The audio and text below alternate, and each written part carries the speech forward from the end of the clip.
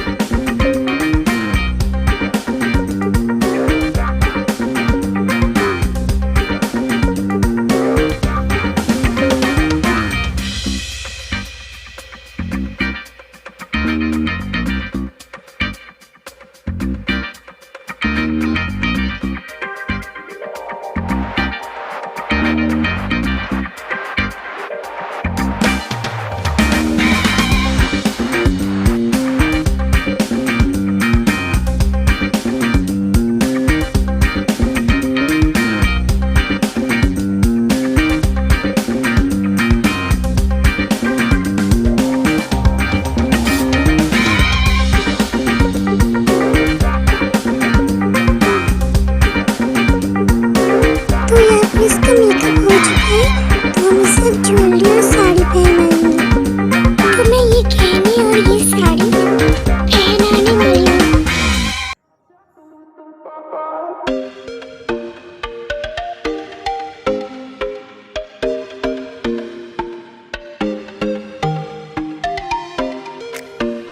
मैंने यहाँ पर सेफ्टी पिन से यहाँ पर पिन किया है।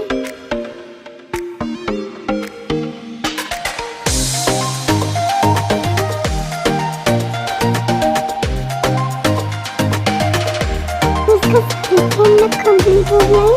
तो बारी आती है ज्वेलरी की।